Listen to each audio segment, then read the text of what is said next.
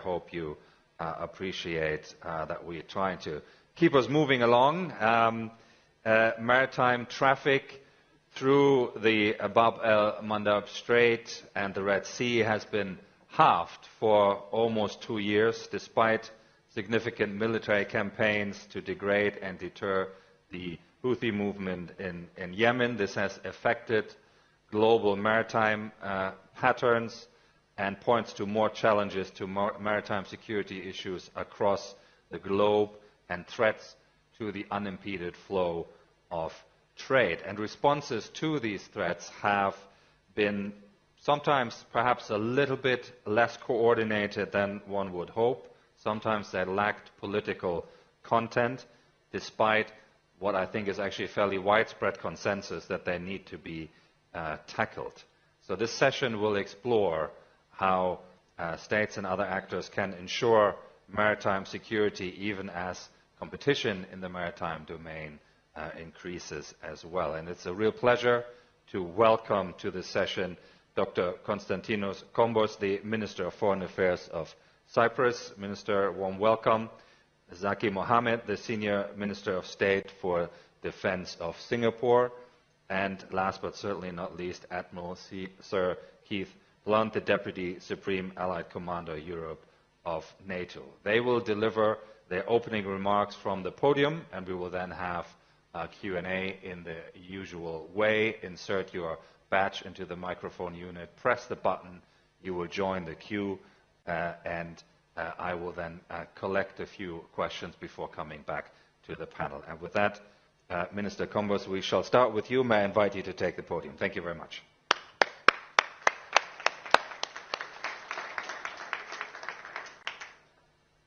Thank you very much. Let me from the outset express my heartfelt thanks to the gracious host, the Kingdom of Bahrain, and also congratulate ISS for their excellent organization and for also focusing on the realities rather than on abstract theoretical constructs. And the title encapsulates that. Maritime security is a regional and global responsibility. Another reality, however, is that the international policy on the matter is fragmented, or, as we have just heard, we need better coordination. And to address this, we need to focus on the relevant policy drivers.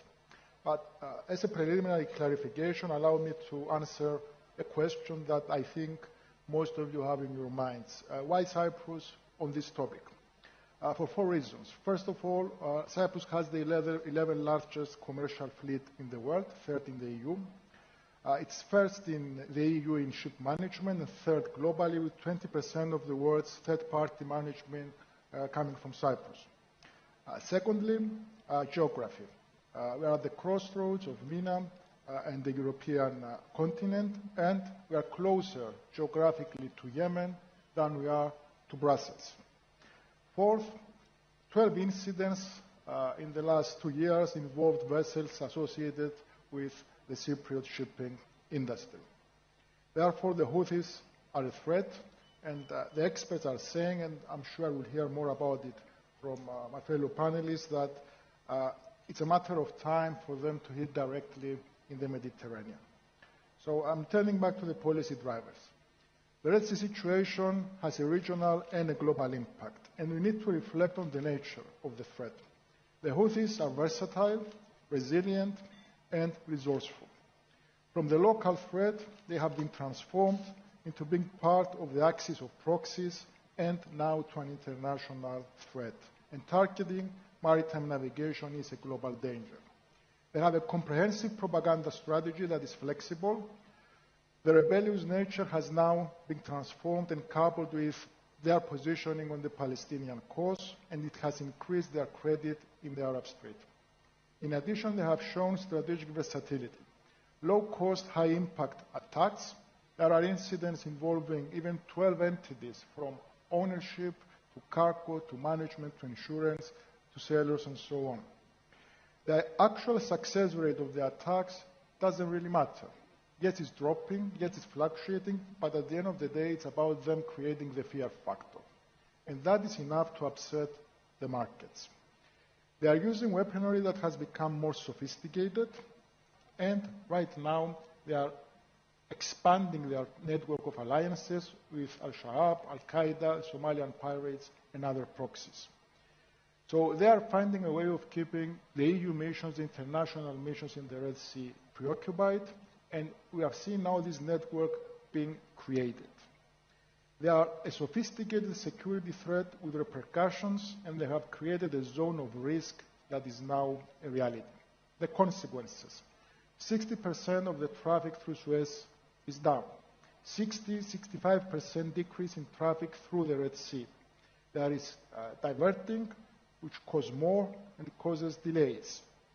The regional ports have been affected. King Abdullah in Saudi Arabia in the last couple of years has shown a significant drop in numbers. And here arises one of the two paradoxes I will be referring to. The impact on the supply chain, the impact in terms of inflation, it has not been what you have all feared. It's been lower than that. But that is at the same time creating the misconception. We have thought, we are thinking rather that the threat is being under control. And this is a myopic view for a number of reasons, one of which is the existence of preferential treatment. Chinese and Russian-related vessels, cargo, flag, and so on, are not targeted in the same way. There is increase in such traffic from these countries. Furthermore, recently the president of the International Union of Maritime Insurance, talking on the 7th of September in Singapore, stated that the insurance premiums for the Red Sea are not uniform. 0.35% of the value of the vessel for Chinese, 1% for the rest, when before the Red Sea, the Houthis started their operations in the Red Sea, it was 0.4 for the rest. So there is preferential treatment. And this brings me to the second paradox. The EU has imposed sanctions and is imposing sanctions on Russia in relation to the illegal invasion and aggression against Ukraine. The Red Sea is a blind spot in that strategy. And on this, we must take into consideration the continuing and developing situation in Sudan and the growing influence and danger from Russia and Iran over there. And events can very easily overtake us, and the Red Sea dangers could become much worse from both sides of the sea. Therefore, the political planning needs to be strengthened. Right now, it focuses only on the military aspect. At the same time, there are other connected challenges as well. Piracy, 116 incidents reported last year. 86% of them have been successful. 68% increase from the previous year across Asia. The shadow fleet as a threat to the environment, as a threat to the sanction regime that we have in place. And this is a renaissance of the flags of convenience in a very dangerous way. Third, we have attacks against critical infrastructure, including data cables and energy cables. 95% of the global data flow is through sea cables. Finally, illegal, unreported fishing. And this is a huge business in billions that is affecting especially the African continent. We have therefore a web of challenges. And we also have the state-level challenges. UNCLOS has been questioned. This affects the planning, the strategic planning in terms of connectivity projects, in terms of energy projects. And this is something that's affecting also the Eastern Mediterranean, where Cyprus is being situated. In conclusion, we need to recalibrate our approach. We need to add the political dimension to the military dimension. We need to make sure that the item remains on our agendas. We need better intel sharing. We need a better use of the toolbox and of the sanctions and financing availabilities that exist, especially at the European Union. We need better cooperation at the regulatory framework at international fora, higher intensity of reaction, and engaging with the local partners. Cyprus will be very soon taking over the presidency of the Council of the European Union. For us, maritime security is a priority. It will remain a priority during the presidency, and we will do our utmost to make sure that we start a process. The issue remains on the EU agenda, and we reach out to regional partners for that. This is exactly what the aim would be, keeping the emphasis on maritime security. And this is exactly what IISS has done today by including this item in its agenda. Thank you very much.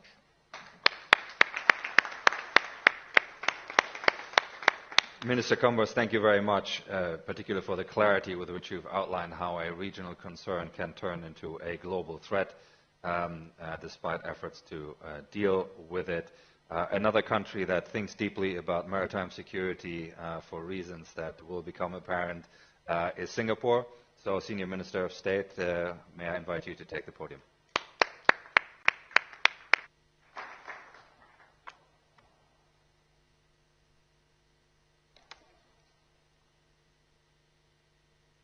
Excellencies, distinguished guests, ladies and gentlemen, allow me first to extend my appreciation to IISS and the Ministry of Foreign Affairs of Bahrain for organizing this dialogue and giving me the pleasure to speak here once again. Southeast Asia, where I come from, and the Middle East may be geographically distant, but both regions share strategic similarities. Both sit astride the world's most critical sea lanes and depend on open sea lines of communications for energy, food, and other goods. The Strait of Malacca, the South China Sea, the Strait of Hormuz, and the Gulf of Aden, these waterways are not just arteries, these are global lifelines. Any disruption in one of these areas will inevitably send reverberations across the world. It's a global thing. But worryingly, both regions are witnessing common challenges emerge in our evolving threat landscapes. In Southeast Asia, great power rivalry and maritime activity in the South China Sea and Taiwan Straits have increased the risk of miscalculation. Tensions are also present in this part of the world, in the Red Sea and the Gulf of Aden. Both Southeast Asia and the Middle East are also grappling with maritime tensions and threats from less conventional sources. Drones and missile attacks have become a serious issue for shipping in the Red Sea. Meanwhile, instances of grey zone tactics, coercion, and illegal fishing are issues we have observed in the region. Globally, our dependence on digital technologies also means that we are increasingly vulnerable to hybrid attacks such as disruptions to critical underwater infrastructure, or CUI. So when just 4 submarine cables were cut in the Red Sea in 2024, 70% of all data traffic between Asia and Europe was reportedly compromised. All these challenges pose serious threats to global peace and prosperity. And to ensure that we can effectively address them, it is important for us to enhance multilateral coordination. But worryingly, multicultural coordination, develop maritime domain awareness, and build resilience against hybrid threats. Statecraft today is in a flux. Achieving progress in these areas will require countries to cooperate as a network of maritime states. Regional powers must combine diplomacy, deterrence, and development into a coherent strategy. So allow me to share a few examples. In Southeast Asia, we join hands with our neighbors, Singapore, Malaysia, Indonesia, and Thailand, cooperate closely to combat piracy through the Malacca Straits Patrol. Our cooperative efforts are of global importance, given that 1/4 of the world's maritime trade passes through the Malaccan Strait. Joint exercises are helpful in building mutual understanding and confidence. Recently, Singapore hosted 17 countries for exercise Pacific Reach. The exercise develops regional submarine escape and rescue capabilities, and such exercises not only build trust between the countries involved, but also to help enhance interoperability in times of need. Singapore works with partners to address hybrid threats. Together with Brunei and Thailand, we co-sponsored a concept paper on CUI security on the defense track, which the 19th ASEAN Defense Ministers meeting just adopted 2 days ago. The paper outlines guiding principles to raise awareness and strengthen protection of CUI so that ASEAN will be better positioned to keep pace with emerging maritime threats. Singapore also plays our part as a responsible member of the international community. We have participated in counter-piracy efforts here in the Gulf of Aden and the Red Sea as a member of the multinational combined maritime forces headquartered here in Bahrain. We do this because we recognize our interest in maintaining peaceful waters no matter which part of the world we are from. In Southeast Asia, we've learned that no one power can guarantee maritime stability alone. Our region's security depends on cooperation to ensure a thriving maritime nation. And here in the Middle East, you have similar networks and efforts which contribute to the overall security of global trade and shipping lanes that connect our regions. As the examples have demonstrated, there are many avenues for countries, big and small, to cooperate on maritime security issues. Now, these avenues will only open if they are built on foundations of trust. This is why dialogues are valuable.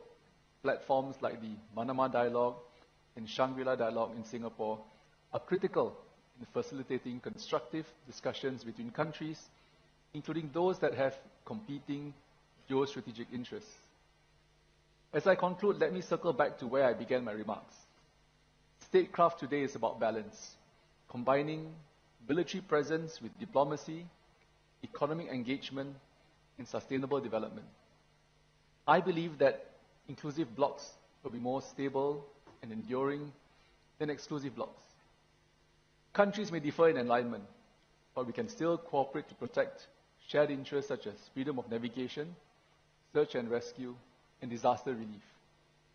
For small states like Singapore, this means convening power to bring others together, building bridges, not buffers. Singapore will continue to do its part through capacity building, joint exercises, and platforms that link our information systems across regions. We stand ready to work with our international partners to strengthen these links because maritime security, like the sea itself, knows no borders. From Asia to the Middle East, from the Pacific to the Atlantic, our futures are literally tied by water. Our waters connect us, and if we treat these waters as a shared trust, we can ensure that the next generation inherits not just contested seas, but a thriving and prosperous maritime environment. Thank you.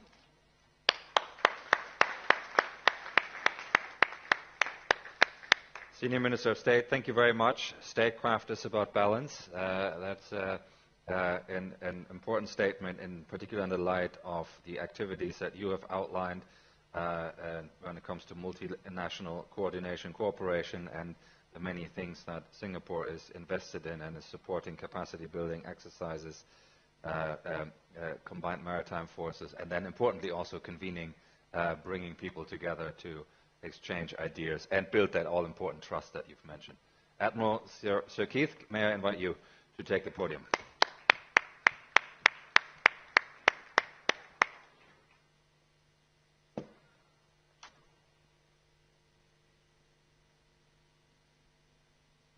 Well, Your Excellencies, distinguished guests, ladies and gentlemen, I too would wish to extend my huge debt of thanks to IISS for the invitation, for Bahrain for the extraordinarily warm welcome, so typical of this wonderful nation. It's great to be back in the region. I am, of course, from the Royal Navy, so I'm a Brit, but I am here as NATO's Deputy Supreme Allied Commander, so I bring with me that welcome from our alliance, but also an indicator of how much we value the relationship that we have with this region and how much our defence and security issues overlap in so many ways. Now, maritime security is a regional and global responsibility. That notion of shared responsibility links directly to the shared nature of the oceans. They are the original enabler of globalization and of a globalized economy, and they remain the bearer of more than 90% of the world's trade and almost 100% of the world's data. These statistics are often trotted out. They've become almost cliched. You've heard them before. But it is worth just dwelling on them because they really matter. They really matter. And as a result, so does maritime security. We should not be surprised that the freedoms that we enjoy on the high seas also bring with them many challenges as well as the opportunities. And of course, the high seas, being the open oceans, are all linked by choke points that we have heard about previously on the panel. But here in the Middle East, of course, the Mediterranean links with this region through the Suez Canal and then the Bab el-Mandeb Strait, and then, of course, the Strait of Hormuz. These very narrow choke points can be very dangerous, and they create their own individual risks. So what's the approach? What is the approach to the maritime security dilemma that is a dilemma as old as the oceans themselves? Well, the first thing is we need to understand the threat. And I think, in fairness, we're pretty good at this. Piracy, slavery, migrant smuggling, and human trafficking, they're both very different, of course. Migration of various types, in fact. Drugs, arms smuggling, cyber risks, particularly in and around navigation systems, but also port infrastructures, armed robbery, sabotage, sanctions breaking of various sorts, threats to critical undersea infrastructure, illegal fishing, pollution, terrorism, state-on-state conflict. It's a hell of a list, right? It's a hell of a list. But it has not been overly challenging in keeping pace, at least with the list. Most of those things are centuries old. Some of them are new. And I have lived with the vast majority of those over my 41-year career. But what we do about them, what do we do about them? That, of course, is another thing. Well, the first thing, and I'm sure we would all agree, is to build a strong political consensus around the rule-based international order. And there are plenty of mechanisms, long-existing mechanisms, coalitions, alliances, the United Nations as the bedrock, as it should be, but also NATO, the European Union, and of course CCIPA, that is homed here with the US and most recently the UK. And I could add to that the Arab League and the GCC itself. All of these structures exist partly or in whole to underline and reinforce the importance of the rule-based international order, but it does require compliance. Frameworks are one thing, but if people are prepared not to comply, either at the state level or the non-state level, then of course we have a problem. And that problem is very existent in all the forms that I've already outlined. Finding the threat requires a slightly different approach, and this is where the military become very active. You have to go and look for it, and to look for it, you need to be cued onto it. Because finding ships is not as easy as you may think, if it's a ship you're after, of course. If every warship in existence in the world right now were at sea, individually, spaced equally from each other, they would be about 500 miles apart. That's the scale of... That's a ChatGPT stat, by the way, so...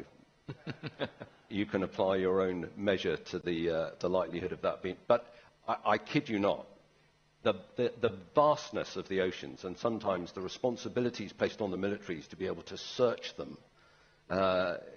really sits in tension. We really cannot be everywhere, so we do need some help. And it's in our ability to use satellites, it's in our ability to be able to use aircraft, it's in our ability to be able to work with each other that we can start to build a picture. And there are plenty of frameworks and organizations that help in that. Interpol, Europol, Frontex as an example, plenty of United Nations activity in that, bilateral agreements, intelligence sharing arrangements and various agencies. they all bring with them opportunities. But as we have already heard, you can have all of that. But if those frameworks are not populated with the information that we need, then they basically add up to very little. And that requires nations, institutions to be ready to share information with each other. And of course, this is very much a case of risk versus reward. People don't necessarily like to give away information for fear that it is going to be misused. And I really acknowledge that. We see it in the military intelligence world all the time. However, I can say confidently in the military intelligence world that generally we have misplaced the threshold. We could probably take a bit more risk in order to achieve better outcomes. And maybe a good example of that was in the build-up to the Ukraine war, where we saw a lot of intelligence being shared very openly and very quickly in ways that we hadn't perhaps hitherto seen, that at least gave us a good idea of what was happening and indeed when it was going to happen. Now, one of the new challenges, and we've heard a bit about this already, is in the undersea cables and pipeline world. Not the traditional world that we normally think of when we think of maritime situational awareness, but now one that has been propelled into the spotlight. Who owns them? And who is going to tell you where they are? There's about 1.5 million kilometres of these things all over the world. A lot of them are plotted accurately. Not all of them are. And if you can find out who actually does own them, and they'll tell you where they are, because there's so much of them, you can't be everywhere along that system of cables and pipelines. So you need to say, right, so where are you vulnerable? If you ask a commercial operator where they are vulnerable, they're unlikely to tell you. They don't want to admit a vulnerability. And if you, as I have done, offer a large supplier of petroleum products in the UK a frigate to sit alongside its oil platform, they say, absolutely not. We do not want to see a frigate anywhere near our oil platform for fear that it looks as if we're under threat, because our share price will go down.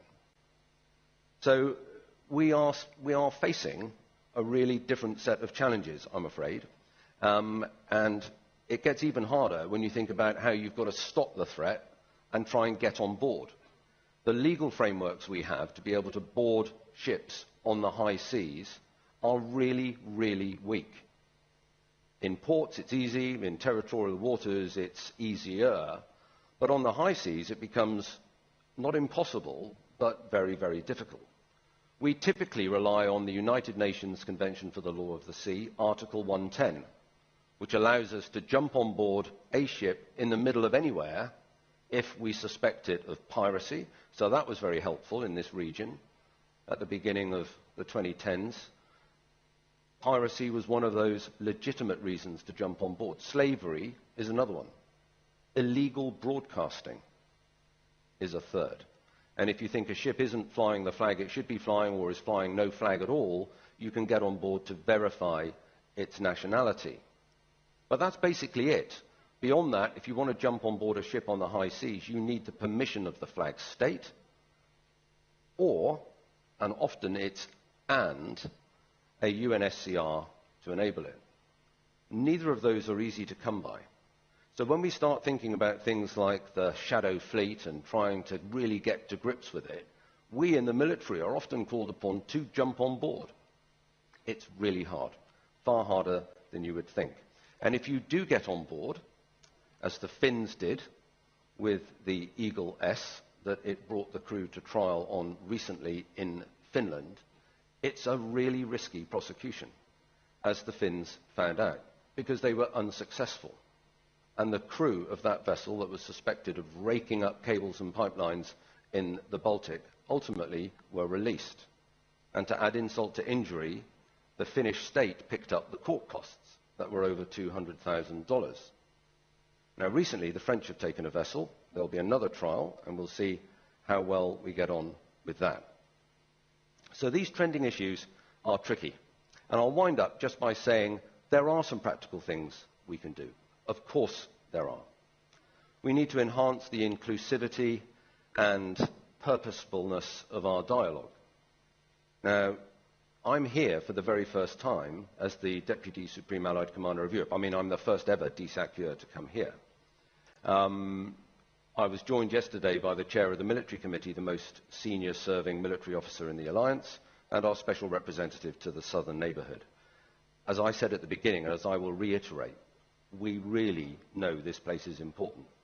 And the Istanbul Cooperation Initiative, of which Bahrain is a member, of course, is just one of the ways. There are many others that we demonstrate that. We must invest in capability and technology to make our maritime situational awareness more effective, to protect our cyber networks, our own cyber networks and information systems, in a way that at the moment we are not doing as well as we could. And that information must be shared, and that requires nations that like each other and sometimes nations that don't like each other to actually be prepared to do it. And although the rules-based international order is under threat, we must not lower the bar. We have to maintain the standards that we hold dear. So, Your Excellencies, the sea connects us. It should not divide us. It carries commerce, energy, and of course, a bit of risk. But with that comes opportunity. This forum is part of that opportunity, and together we must ensure that we use it as just one way of continuing to promote the importance of getting maritime security right. Thank you very much.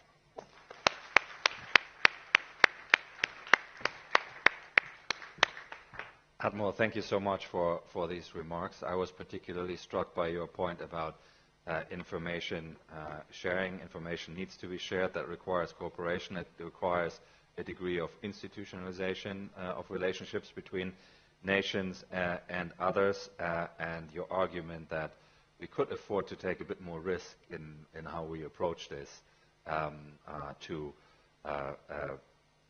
craft efficient and effective responses to the threat that in its many facets, as you said, is a long list, but perhaps not an entirely surprising list. So let us get into that. And I have a number of people who are already on the list seeking the floor, so I'll see that I get as many as possible in, and then we'll return to the panel for responses. And the first one is Paimana Asaad from the UK. Paimana. Thank you so much. My question is to the Admiral. The Houthis continue to target commercial and strategic shipping in the Red Sea. How does NATO view its role in supporting regional partners to protect maritime trade and ensure freedom of navigation while respecting the primary security responsibility of coastal states, considering the 5 joint naval and airstrikes against the Houthis conducted by the United States and the UK to protect trade in the Red Sea? Thank you. Thank you very much. And from Oman and the Young Leaders Group, Hailana Al-Busaidi. Good evening, everyone. I have one question for the panel. How does the CMF, which is a combined force of 47 nations commanded by the U.S. Navy, maintain its efforts in blocking the weaponizations of the Houthis? Thank you very much. From the UK, John Chipman. Yes, thank you. My question is to Admiral Keith and also to Zaki Mohammed. A couple of years ago at this event, General Eric Kurilla, then the CENTCOM commander, placed great emphasis on new defense technologies in carrying out his mission here. So I wonder, what are the defense tech use cases that are most relevant to the provision of effective maritime security? Undersea, on sea, in the air, in space, robotics, sensors, enablers, AI-supported situation awareness. What would ease your task? What are the defense tech use cases? So perhaps you don't need to put a frigate over a cable, but put something a little bit more discreet that can even do more than a frigate can do. Thank you very much, John. And from Lebanon, Agnes Hilou. Agnes Hilou, Breaking Defense. My question is for the Admiral. So I want to ask about the NATO office in Kuwait. How does it enhance the security of the shipping lanes? And Mr. Shipman have preceded me to the second question. I was going to ask about the unmanned surface vessels, if they are already deployed in the Red Sea and the Arabian Gulf, and or underwater vessels. Thank you. Thank you very much. From the Netherlands, Welle Nouns. Thank you, Bastian. My question was for Senior Minister of State of Singapore, Zaki Mohammed. Two questions for you, sir. First, how are you seeing hybrid threats as a tool of national power evolve in Asia, and what are your concerns around the trend lines there? And then secondly, I also had a question about new technology, particularly Singapore's next-gen maritime technology in terms of autonomous underwater vehicles and unmanned surface vessels. How can they help foster greater maritime security, not just in Asia, but also in this region, particularly if we think about the cross-regional security interlinkages, not least in the space of undersea cables? Thank you. Thank you very much. From Egypt and the Young Leaders Group, Sarah Al-Manawi. Sarah. Thank you, Your Excellencies, and good morning. I want to ask about a recent statement by the Egyptian Foreign Minister about the Red Sea security, and that it should be governed and only governed by states bordering the Red Sea through the Red Sea Council rather than any external security architecture. My question is, since maritime security is obviously a global concern, how do you think a balance should be struck so that sovereignty does not lead to isolation and responsibility does not lead to vulnerability? Thank you. Thank you very much. There are a lot of people on the list. I might take 3 or 4 more before we get a set of responses in. Robert Ward. Thank you, Bastian. A question for Senior Minister of State Zaki Mohammed, if I may. Japan's new Prime Minister is already taking a highly proactive position on building out the country's defence and deterrence capabilities and plans to revise Japan's national security strategy next year. Given this, if you were able to speak to her now, what would you ask Japan to do more of to help support maritime security in the Indo-Pacific and beyond? Thank you very much. From Indonesia, Maxine Utomo. Thank you very much. Good morning. I have a question to the panel about the new UN Treaty on Marine Biodiversity Beyond National Jurisdiction, the BBNJ, which will enter into force actually in January following the ratification last month by Morocco. So the question is, what is your outlook of this BBNJ treaty as a confidence-building measure to build global maritime responsibility? Thank you. Thank you very much. And the last one in this round, I'll take Nick Childs. Thank you, Bastian, and thank you to the panelists. You all, in your different ways, I think, underscored the global stakes in maritime security, but also the huge complexities. In terms of upholding freedom of navigation, there tends to have been historically a sense of the usual suspects, the traditional naval powers turning up to try and defend these principles. I wondered, from each of your perspectives, what you would highlight as the priority area in order to spread the burden wider, in order to get a broader uptake and buy-in in terms of defending these global principles. Thanks very much. Thank you very much. I'll go in reverse order for first set of responses, and then we'll return to the impressive list here of people who want to get in. Admiral, may I turn to you first? So NATO's role in protecting Red Sea maritime trade, the technology questions which came in 1 or 2 ways. There was a question on Kuwait and NATO, and I think maybe we'll start with those. Okay.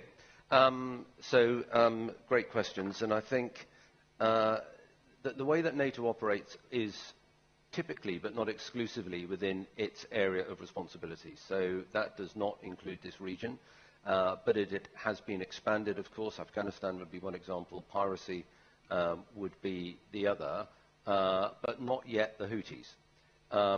And one of the reasons for that is because there were very quickly missions established, Prosperity Garden being one, ASPIDES being the other. We have CTF 153, which is one of the constituent CTFs from the combined maritime forces that we've heard about.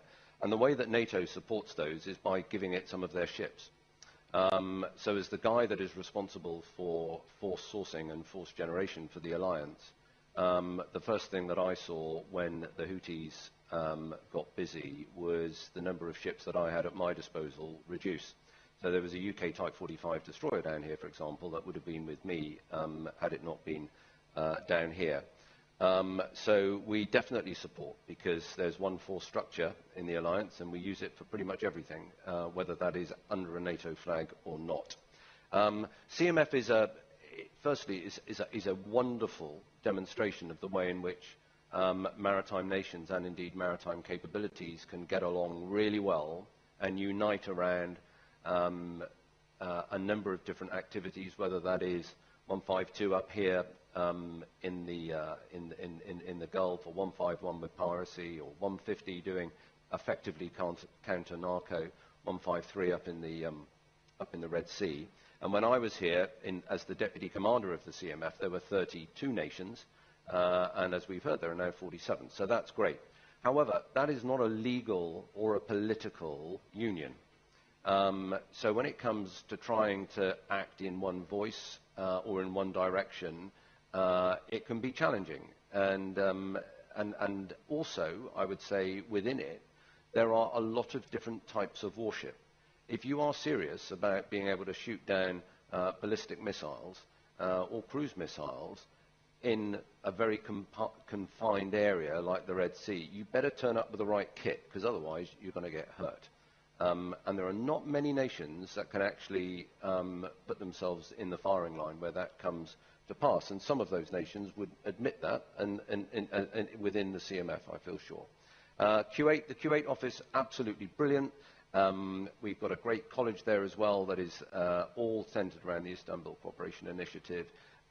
It offers many, many different and diverse courses and education in the name of our alliance, and we're superbly grateful. It's been one of the great success stories in the way that NATO has been able to demonstrate its partnering with this alliance. And then finally on the tech, I mean, you almost answered your own question. I mean, there is just so much. And I would say that what we're learning is that redundancy in the way particularly that cables are laid is really, really important. So the ability to be able to reroute data almost in stride is extremely important. Internal surveillance of pipelines has become pretty trendy, and we've got some nations now that are able to do all of their surveillance and basically internal security through internal drones, if you will, that whiz up and down the pipelines. Of course, if you can put a pipeline, if you can put a drone inside a pipeline to inspect it, you can put a drone inside a pipeline to blow it up. So, and that provides you with a whole world of new problems. Acoustic sensing as well is one of the other big areas that is starting to give us indicators, whether through noise or indeed through very small changes in seabed activity. So, and there are others. Delighted to talk more on that offline. Thank you very much. Senior Minister of State, perhaps you can also say a few words about the tech question. There was also a question on evolving hybrid threats in Asia. Expectations vis-à-vis Japan was another point that was put to you, and then the more overarching questions. Over to you. Sure. I suppose the tech ones are the easier ones to tackle first. but I think for Singapore, the key question about what kind of defense tech we look at and what kind of tech we develop really center around our vulnerabilities as a small state trying to defend against much larger adversaries that you can see. I mean, and then two, the principles of really keeping maritime trade open, secure, being a shipping hub, which we are one of the most busy ports in the world. I think that's important that we continue to secure that. So if you think of those two as a start, and the third one I can think of is communication lines, because we are also a tech hub, in telecoms hub, communications hub, and therefore a lot of lines come in. So we talk about undersea water cables and pipelines. A lot of it comes through Singapore as well. So we do have these three. If you take these three into consideration, that's where defense tech for maritime comes to play, and where we develop are largely around those. So if I start off with the maritime aspects, I think AI continues to be an important part, especially with how you layer that with intelligence. So today we have the Intelligent Fusion, the IFC, the International Fusion Center, which we collaborate with many countries to share intelligence on potential threats, piracy, terrorism, risky cargoes that may come through our shores. Those are, I think, as a start, one way in which we can enhance intelligence sharing, where we alert countries, where we also board ships and use intelligence data to assess threat way in advance before they hit Singapore shores, for example. Because these are aspects in which, in the busy ports or busy strait, you don't want to have threat levels or having to take action within your congested sea lanes. You want to take action way before if you can. You want to intercept them if you can. I think that's one. Two, as a small state, we also have limited manpower, small capabilities. You have small ships. But what we've done recently was we launched our first MRCD vessel, multi-role combat vessel, which I would say, it's a new concept for us because it's now a mothership, sort of like a stealth ship that operates several drone ships around them.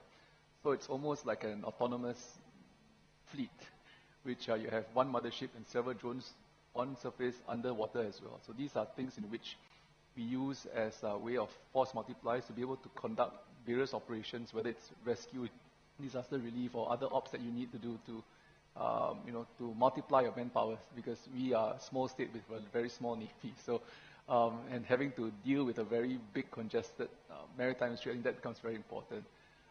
The fortunate thing is that we are not, when we talk about hyper states, hyper threats, we're not claimant to any of the big EEZs or islands. So therefore, on that front, I think we're not directly under threat. But I think that, as I said earlier, military presence has to balance diplomacy, and that's statecraft today. I think that applies to Singapore. I think that's why we have the Shanghai Dialogue, which we aim to continue dialogue and process, but at the same time hard-coded and worked on with the ASEAN defense ministers meetings and the +8 countries. So you have big powers there, such as China, Japan, the US, all involved. I think that's very important because then when we deal with code of conduct, when we deal with CUI, when we deal with other frameworks where we need to keep lines and trade information open in the South China Sea and through the Malacca Straits, I think those are important aspects in which you get the larger powers to come in to agree on certain frameworks, to agree on certain codes, which over time we hope that reduces the risk of misunderstanding, at least in our waters. Right? So those are important aspects. So it's not just about the technologies I described earlier, but I think it's important to have codes of conduct and certain agreements and frameworks in place so that we put up guardrails, we have certain understandings that we can come to, even with not just within the ASEAN states, but also big powers. On CUI, in my speech I spoke about how ASEAN states came together to agree on how we will work on CUI, because I think underwater infrastructure becomes very important to us. Many of us are dependent, as we spoke about earlier, when one of the communication lines was cut off in the Red Sea. I think you had communication between Europe and Asia being affected. And that, I think, will affect not just Singapore if something would happen to us, but also the rest of the ASEAN states. So initially, we didn't think that, we thought it would take a lot longer to get everyone to agree, but I was surprised that within a few months, we got this moving within ASEAN. I think everyone recognizes the critical importance of communication lines, gas pipelines, and other infrastructure within the busy straits. So I wouldn't say that things are perfect, but I think that dialogue helps us to get these conversations starting, get everyone understand to a certain baseline that's required to keep the defense mechanisms and how we do trade, communication lines, and all these engagements on an even keel.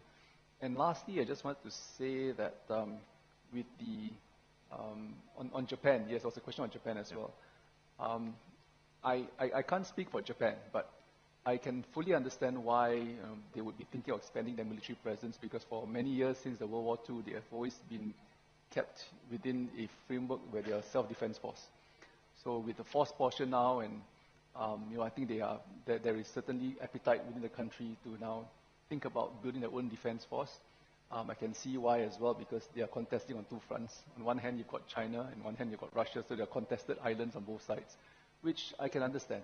But if there's something I would say to the Japan Prime Minister would be, balance a military presence with diplomacy. While I can understand the need to defend your country, defend your people, but I think it's important that dialogue continues with your neighbors and other powers. Thank you. Thank you very much. Minister, if I can turn to you, There were a few high-level policy and strategy questions, and maybe as Minister of Foreign Affairs, you're best placed to answer those. There was a question about the balance between sovereignty and responsibility in maritime security. There was a question about treaties like the BBNJ as confidence-building measures for maritime responsibility, and how you feel about the priority for spreading the burden and gaining broader international support to defend the principles of freedom of navigation. So maybe those are themes, and anything else, of course, that you want to get into. Minister, over to you. Thank you.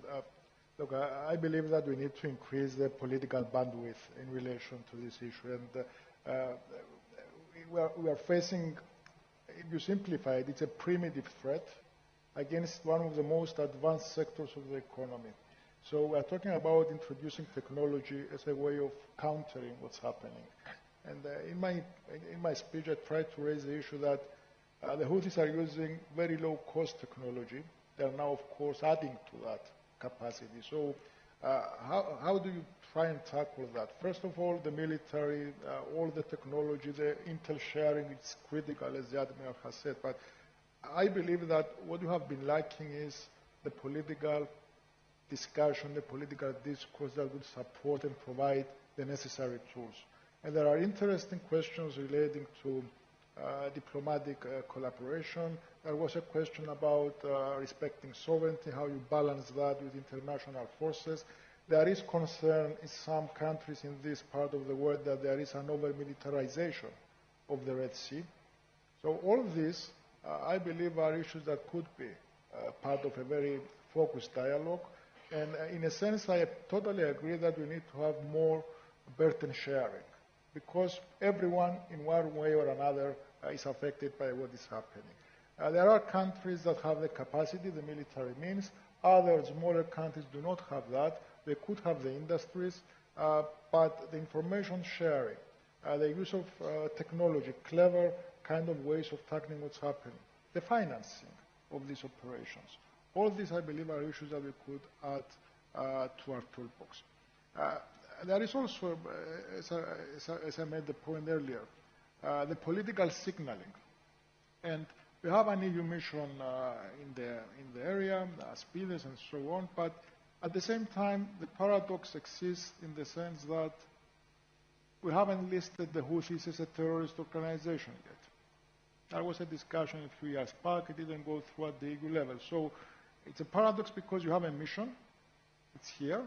You have recognized the risk and the danger so that you have sent the mission. But at the same time, it's been approached as a political movement exclusively. So there is a toolbox there that if you unlock these options, it could add to the whole conversation into the mix. About CBMs in terms of treaties being ratified and so on, of course, this is a very well-regulated area.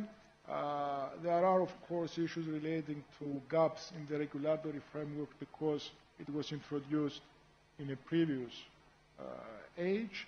But anything that could add to the collaboration between states, I believe is something we should and we could be welcoming. So this asymmetry, we need to focus on that. We need to make sure also that we don't lose sight of the other side of the Red Sea. We are focusing on the Houthis, yes, but we can all see, I believe, a very serious risk now between the collaboration that the Houthis have with the African part, and with terrorist organizations, and with organizations and entities that are having access to technology that could enable them to cause similar kind of damage like the Houthis. And this, with the potential developments in Sudan, with presence of third countries trying to find the influence or to leverage influence there, this is creating a very complex, a bundle of threats whereby you could be facing an increase in the risk, not only from the Houthi side, but also from opposite. And I believe it's high time that we realize that the two are not separate. They are very much interconnected. There are serious issues relating to terrorism, There are serious issues relating to smuggling, issues relating to various other forms of violations of the basic principles underpinning the freedom of navigation. So a final point, for this to work, I believe we also need to make sure that we use all possible tracks. It's not just about diplomacy, but it's also not about the military aspect. There is something in between, and this is something also that I think we should be focusing on. Thank you so much. So we'll take a second round of questions. If you can aim to be crisp and brief, then we'll get more people in. And the first one is Mohammed Al-Basha. Yeah, my colleagues already asked the questions regarding what the NATO and the EU could do. But I just wanted to say to the Cyprus foreign minister, your remarks there on the Houthis was a breath of fresh air. And I want to just confirm to you that you're actually absolutely right, that the Houthis now are using civilian dual usage equipment to build a bigger industrial military complex. And they're testing more, this week even they're testing more anti-ballistic ships. They're doing a lot of more things that eventually within maybe this year or next year they could reach the Mediterranean and beyond. So just to touch base, what is everyone trying to do with the local partners that they have in Yemen? I know that the government in Yemen is dysfunctional at this point, but what are some of the things they could do, and especially that we're seeing an uptick in interceptions of military equipment, missiles, drugs, human trafficking, but I'm not really sensing a lot of involvement from the Asian side or on the European side, with everybody just focusing on what the Saudis or the Americans would do, and most of the interest actually in the Red Sea is more connected to Europe and Asia. So thank you. Thank you very much. And from Qatar, Sultan Al-Muhannadi. Thank you. My question to the panelists is, given the increasing involvement of private actors in maritime security, from commercial shipping to data sharing, how can governments ensure public-private partnerships reinforce rather than complicate maritime governments, or as said by Dr.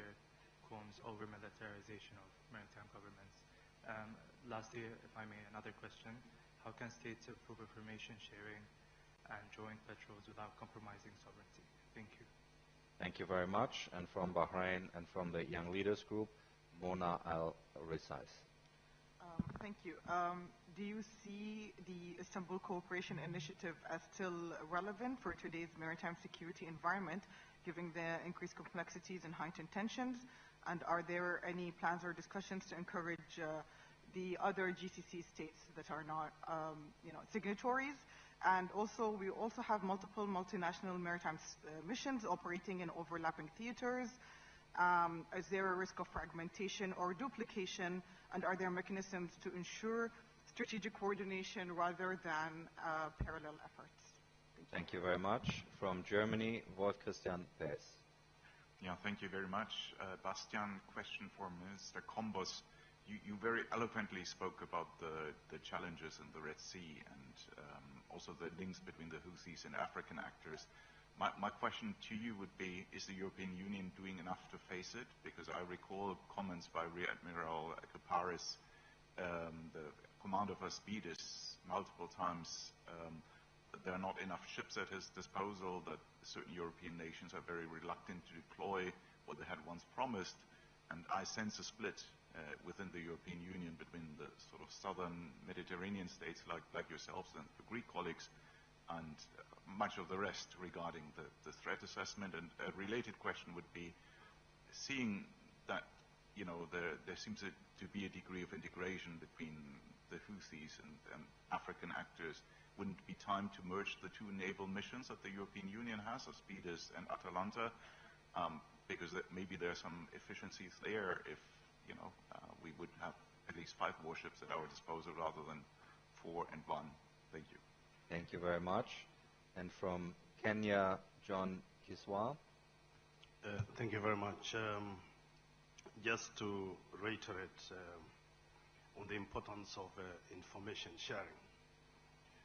Last week, Kenya Navy was able to intercept a dhow about 400 nautical miles off Mombasa through a regional coordination mechanism where we have an information fusion center in Madagascar and a regional information correction operation center in Seychelles. Through that coordination, we were able to seize that dhow that was carrying drugs worth about $63 million. So the Western Indian Ocean is a very fast region, which also offers us an alternative to the route affected by the Houthi threat. Just a question to the panelists. What is the international community doing to assist coastal states that have limited capability to be able to respond to this maritime threat?